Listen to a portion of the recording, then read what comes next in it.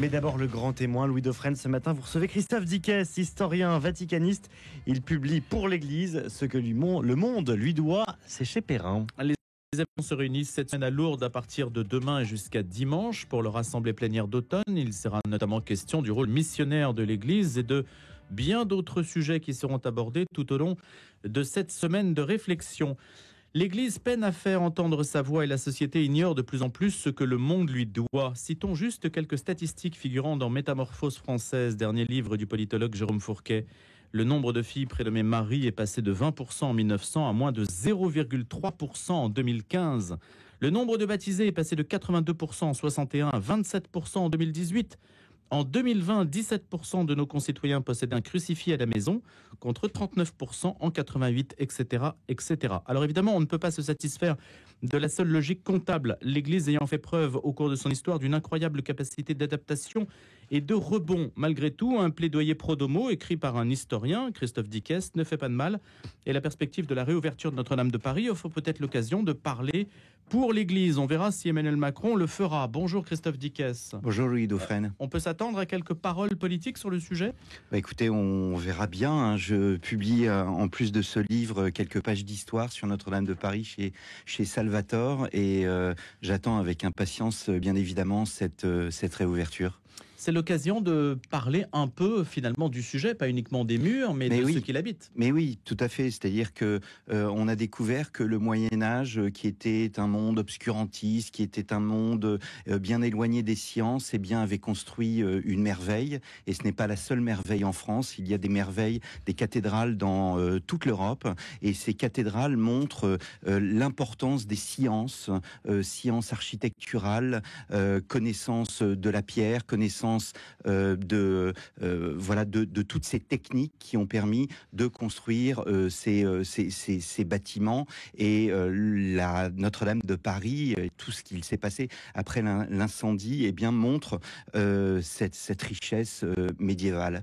Et effectivement, mon livre est très lié au monde médiéval parce que l'Église dominait précisément l'époque. Et contrairement aux idées reçues, où l'on voit effectivement où l'on considère dans une critique anticléricale, dans une critique protestante, le monde obscurantiste, celui des croisades, celui de l'Inquisition, eh bien j'ai souhaité prendre le contre-pied de ces idées en montrant au fond tout ce que le monde doit à l'Église sans que nous le sachions véritablement. Je vois par exemple votre montre à votre poignet et la première horloge mécanique de l'histoire, c'est Richard de Wallingford. Nous sommes au XIIIe siècle. Et pourquoi avait-on besoin ? On avait besoin d'une montre au poignet ou d'une horloge pour dire le temps, pour garder le temps, pour regarder le temps. Et pourquoi a-t-on besoin de regarder le temps ? Eh bien pour prier et travailler. Ora et labora. Au fond, notre perception du temps est une perception qui est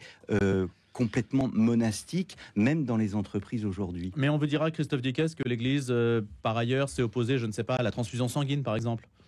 Oui, mais si vous voulez, ce n'est pas parce que l'Église s'est trompée, ce n'est pas parce qu'il y a Galilée que l'Église, par ailleurs, n'a pas apporté des choses. Et puisque vous me mettez sur le terrain de la science, il n'y aurait pas, c'est ce qu'explique très bien un certain Oppenheimer, c'est ce qu'expliquait, un certain Oppenheimer qui disait que sans le christianisme, notre science moderne aurait été totalement différente. Pourquoi nous devons tant à l'Église pour la science ? Tout simplement parce que la nature est une création divine. Et parce qu'elle est une création divine, à l'époque médiévale, eh bien, on veut tout simplement la comprendre. C'est au fond la leçon de Benoît XVI au Bernardin, le Quererum Deum, la recherche de Dieu. On recherche dans la nature le divin.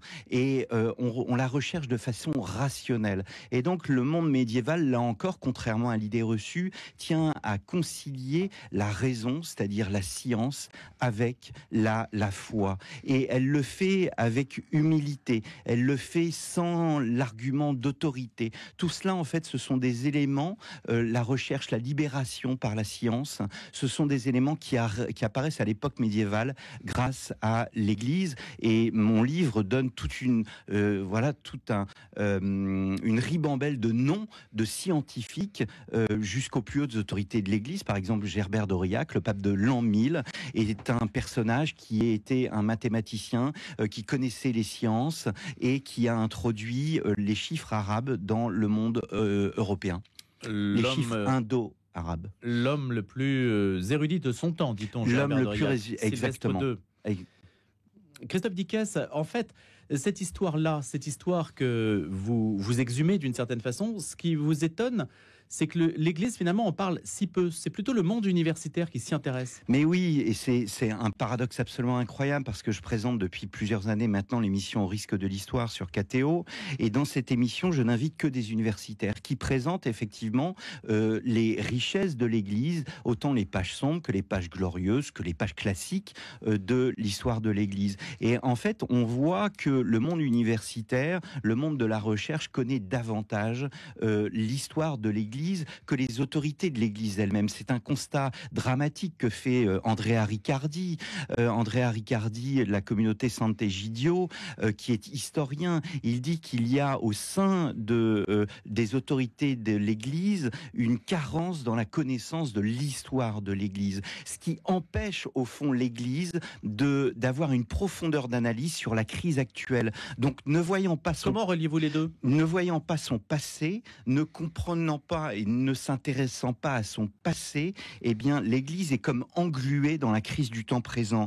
Or, si l'Église connaissait son histoire, elle verrait sa vitalité, elle verrait son dynamisme, elle verrait son côté performatif, elle verrait sa capacité à sortir des crises tout au long de son histoire. Vous savez, Cicéron disait au 1er siècle avant Jésus-Christ, l'histoire est maîtresse de vie et de vérité. C'est une chose que l'on retrouve, c'est une idée que l'on retrouve dans toute l'histoire intellectuelle de l'Europe, jusqu'à la philosophe Simone Weil, en passant par Tocqueville ou encore Comte, Nietzsche, etc.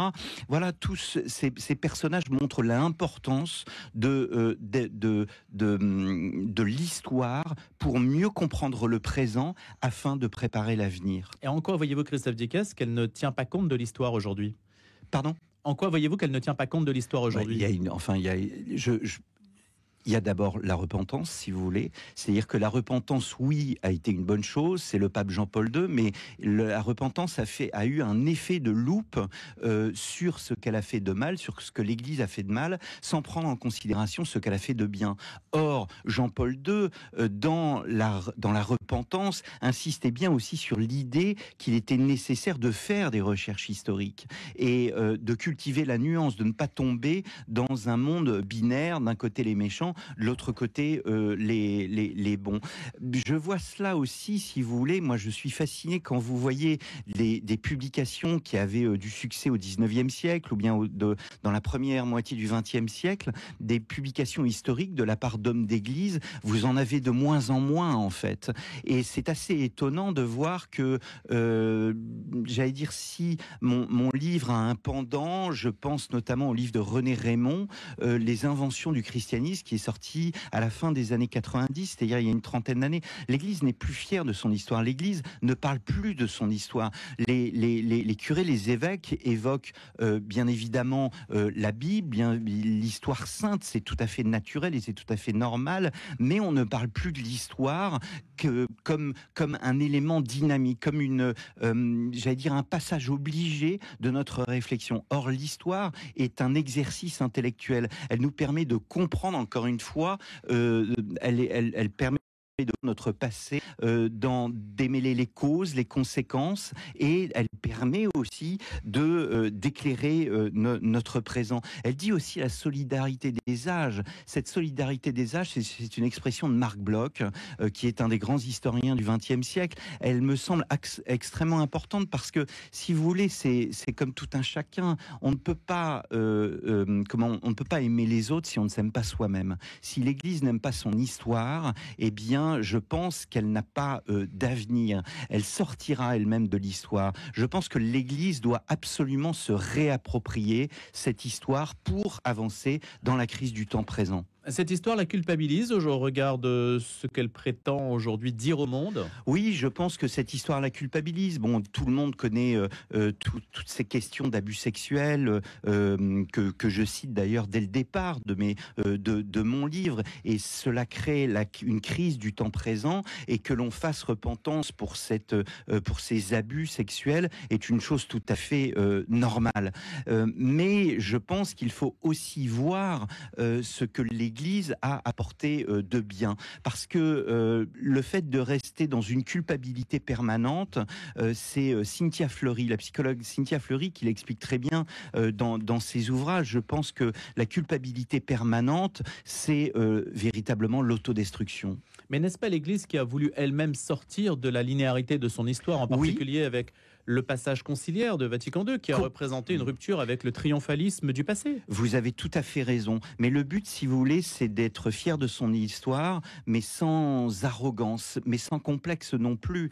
Le moment conciliaire a été extrêmement important, parce que le moment conciliaire a mis fin à ce qu'on appelle le constantinisme politique, c'est-à-dire, au fond, la conversion de l'État au IVe siècle. Constantin se convertit au christianisme. Et le moment conciliaire a été un moment de critique de tous ces siècles, et par progressisme ou par une forme de progressisme, on a souhaité tout simplement oublier son passé. Je pense que c'est une mauvaise chose que précisément d'avoir oublié toutes ces pages glorieuses de notre histoire. Rappeler ce que l'Église a fait de bien, le fait qu'elle ait créé les hôpitaux, par exemple, avec Basile de Césarée au IVe siècle. Basile de Césarée crée le système social tel qu'il existe aujourd'hui.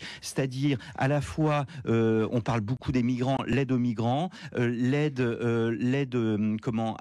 aux personnes âgées. Les EHPAD sont créés au IVe siècle, l'aide aux orphelins, mais aussi tout le système hospitalier qui vise à tout simplement soigner les autres. Et ça, c'est une chose qui est extrêmement importante, parce que à l'époque antique, c'est-à-dire à l'époque de l'Empire romain, être soigné était réservé à l'élite. L'Église ouvre grand ses portes, au même titre que l'Église, le bâtiment, ouvrait ses portes à tous.